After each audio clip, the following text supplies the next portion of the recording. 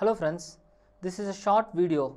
In this video, we will try to compare the differences between IAS preliminary examination and IAS mains examination. See, this comparison is necessitated because many students ask the question to me whether the preliminary is tough or the mains examination is tough. Sometimes the students used to say that clearing preliminary is more tougher than clearing mains. So, in order to give a clear understanding about which is more tough, we will try to understand the nature of preliminary and mains. What is preliminary? See, preliminary examination is an objective type examination. Mains examination is a subjective type examination. Objective type examination means is very simple. Objective type examination is an examination where a question is asked and the answer is in front of you, or the choices are given as A, B, C and D.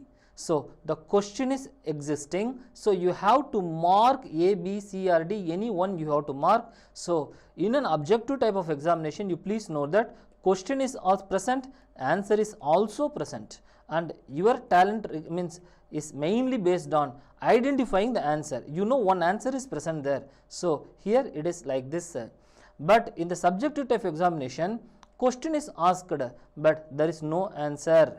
So, that is a problem, because question is asked and you do not have answer in front of you, and here you need not have to mark the answer, you have to write the answer.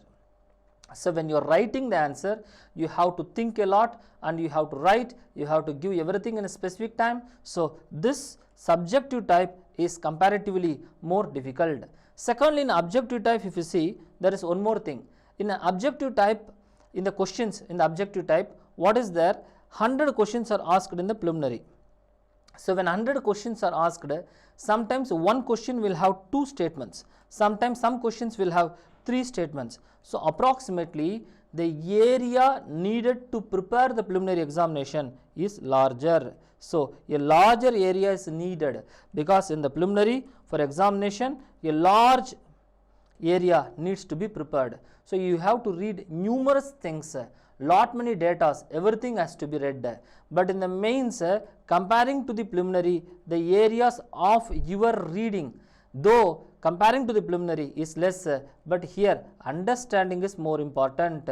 Rather than reading and just mugging up data or mugging up just data or facts in the preliminary, which is very important, in the mains it is more than the data, understanding the subject plays an important role. So, here it is a larger topics or larger area, and here the area is comparatively less, because for your information it is just 200 marks in the preliminary. How much area you have to read for 200 comparing to one paper in the mains, that 250 marks, that area which you have to read for this 200 marks is larger comparing to 250 for one paper in the mains. So, the area of reading is also more in the preliminary. So, comparatively if you see, in this way preliminary is looking at a bit very tough. Secondly, if you see, in the preliminary examination, you have to just recollect the data. You need not have to think about a question, you need not have to interlink, you just have to see and that answer is existing, you can mark. But in the mains, the whole question has to be read, properly understood, everything has to be systematically written by you, the points has to be jotted down by you, tabulations has to be drawn. So, in the preliminary, there is an answer which is present, only one answer. But in the mains, there is no one answer. What is the meaning of this? The meaning is that in the preliminary, among A, B, C, D, there is just only one answer, any one of that is an answer. But in the mains, there may be many possibilities of an answer which can fetch you the same marks of, let us say, 60% to 70% of a mark. So, in the mains examination, if you see, in the mains examination, there is no one single answer which is correct. There are many possibilities of writing the same answer, and you can end up getting in 60 to 70% of the marks. So, this is also another advantage of the mains. But in the preliminary, only one is the right answer. In the mains, the possibility of writing an answer which will fetch you 60 to 70% of the mark is higher. So, this is one advantage of mains comparatively. Next, we will try to understand the toughness wise preliminary mains. See, preliminary just it is one paper. General Studies, which is 200 questions. Some people may say that, sir, CSET paper is there. Okay, CSET paper is also there, but that is just a qualifying paper, so we will not take that into consideration, preliminary. But see the mains, how many papers are there? In the mains, we have General Studies, which is 4 papers, 2, 3 and 4, and optional paper we are having 1 and 2, and essay we are having, which is an important paper. Then compulsory language, English is there, then any other language, regional language is also there. So these are the numerous papers which you have to do, approximately 9 papers, 1, 2, 3, 4, 5, 6, 7, 8, 9. These 9 papers we have to do in mains. So the mains duration, if you see the 9 paper, 9 papers we have to do in the preliminary, whereas only 2 papers you are doing. This is also another thing which you have to understand. But the time period which you are having for preparing the preliminary and mains, that also will understand. For preparing the preliminary, let us say you spend close to 3 months for preparation of the preliminary for 1 paper, and for the mains you need not have luxury of this time.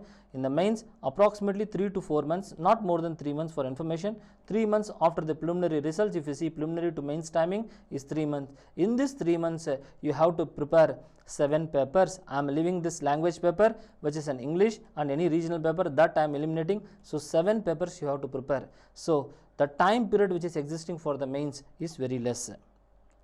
And also the tiredness or the physical exhaustion which is created by the examination. For the preliminary, it is just 1 paper and 1 day. For the mains, so many papers, 7 papers you have to write, 7 subjects you have to write, and all this you have to do in less than 3.5 days. In 3.5 days you have to do these 7 papers. So this also is very taxing, and each and every thing which you are doing in the mains is highly physically, mentally and taxing. So in final analysis, if you ask me whether preliminary is easy or mains is easy, I would say preliminary is very, very important, because it guarantees you a ticket to the mains. Preliminary is very important because it guarantees you a ticket to the mains. Without preliminary, there is no mains. But please remember, with just preliminary, you are not getting IAS. Preliminary is just a ticket, and the real game is the mains.